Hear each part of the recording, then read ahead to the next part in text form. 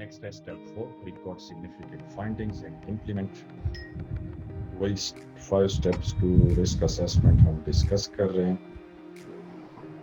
Step 4 पे हम आ गए हैं कि record significant findings and implement. Typical content क्या है कि मतलब अगर आपको किसी ऐसी कंपनी में आप जाते हैं जिनके पास रिस्क असेसमेंट कोई फॉर्मेट ही नहीं पड़ा, तो ये स्लाइड पढ़ के आप खुद भी रिस्क असेसमेंट का फॉर्मेट बना सकते हैं. रिकॉर्ड करना, अब जो कुछ जितना कुछ हमने आइडेंटिफाई किया उसको एक कागज पे लिखना है, रिकॉर्ड करना है.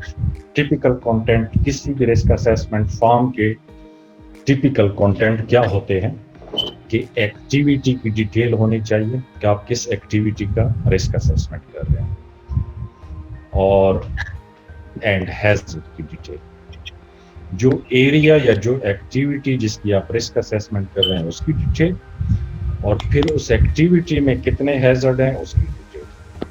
फिर उसके बाद जब आपको हैज़ार्ड्स मालूम हो जाते हैं तो आपको ये भी पता चलेगा कि इन हैज़ार्ड के रिस्क पे कौन कौन से लोग हैं. तो नेक्स्ट कॉलम में आपने क्या लिखना है कि ग्रुप्स एट रिस्क, कौन कौन से लोग जो हैं इन हैज़ार्ड के रिस्क पे हैं. फिर आपने लिखना है कि पीपल एट रिस्क या groups at risk. Next column में आपने क्या करना है, रिस्क लेवल आपने बताना है. रिस्क लेवल क्या है, लो है, मीडियम है एंड हाई.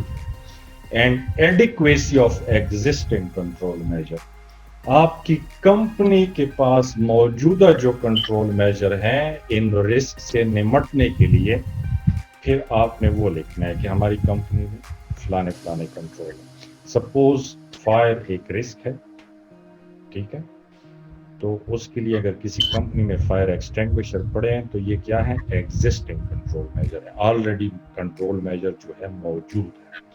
तो आपने फिर ये देखना है कि ऑलरेडी जो मौजूद कंट्रोल मेजर हैं क्या वो एडिक्वेट है, क्या वो चीज़ काफ़ी है कि वो आग जैसे रिस्क का मुकाबला कर सके.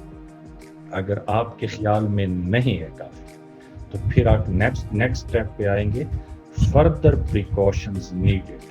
अगर मौजूदा कंट्रोल मेजर काफ़ी नहीं है तो फिर फर्दर मजीद कौन सी प्रिकॉशन होनी चाहिए. नेक्स्ट कॉलम में आप वो लिखेंगे. फिर उसके बाद आपने क्या करना है, डेट लिखनी है जिस डेट को आप रिस्क असेसमेंट कर रहे हैं, and name of competent person, और जितने भी लोग रिस्क असेसमेंट कर रहे हैं उनके नाम लिखने हैं रिस्क असेसमेंट फॉर्म पे, और रिव्यू डेट भी लिखनी है. रिव्यू डेट नॉर्मली 1 साल बाद की होती है. वैसे जब आप रिस्क असेसमेंट पे डेट डालते हैं तो रिव्यू डेट का ऑटोमेटिकली पता चल जाता है. Step 5 review. हमने रिस्क असेसमेंट को रिव्यू कब करना है, वही पॉलिसी की तरह कुछ चेंजेस जब आती है, सिग्निफिकेंट चेंज इन प्रोसेस में अगर चेंज आती है तो आपने रिस्क असेसमेंट रिव्यू करना है.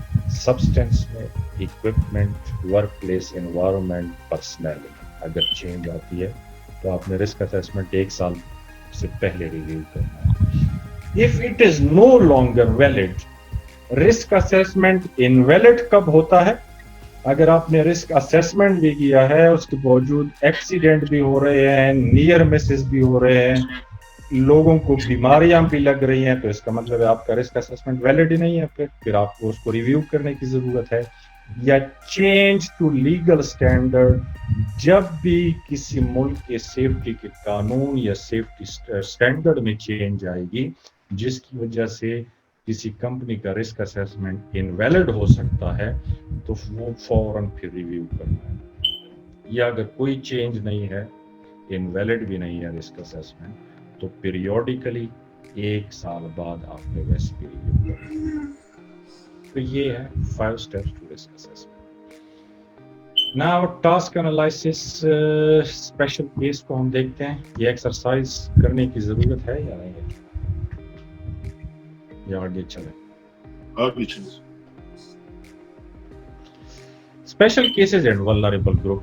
उस दिन भी हम डिस्कस कर रहे थे वल्नरेबल ग्रुप का, कि वो ग्रुप, वो लोग जो अपनी हिफाजत खुद नहीं कर सकते. पहले है उसमें यंग पर्सन. यंग पर्सन हम किसे कहते हैं, जिनकी उम्र 18 साल से कम होती है. लैक ऑफ एक्सपीरियंस, ऐसे लोगों में तजर्बे की कमी होती है. فزیکل اینڈ مینٹل میچورٹی، نہ جسمانی طور پہ میچور ہوتے ہیں نہ دماغی طور پہ میچور ہوتے ہیں. پور رسک پرسیپشن، ان کی رسک پرسیپشن پور ہوتی ہے. یہ میچور تجربہ کار لوگوں کی طرح رسک کو صحیح پرسیپٹ نہیں کر سکتے، پرسیو نہیں کر سکتے.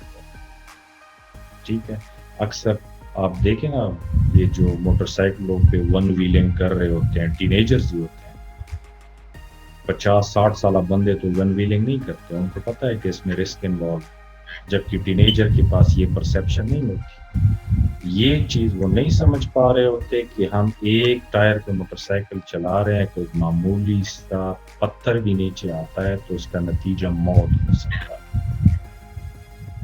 انفلوئنس بائی پیئر گروپ، اور young person peer group pressure میں بڑے آرام سے آ جاتے ہیں، جس طرف وہ موڑنا چاہتے ہیں مڑ جاتے ہیں.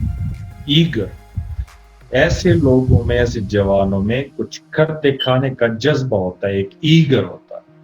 آپ چاہے ان کو رائٹ ڈائریکشن پہ لگاتے ہیں یا رانگ ڈائریکشن میں لگاتے ہیں، یہ ریزلٹ اورینٹڈ ہوتے ہیں، آپ کو ریزلٹ دکھا کے دکھاتے ہیں. کنٹرول میجر اس کے کیا ہوں گے کہ prohibit certain high risk activities.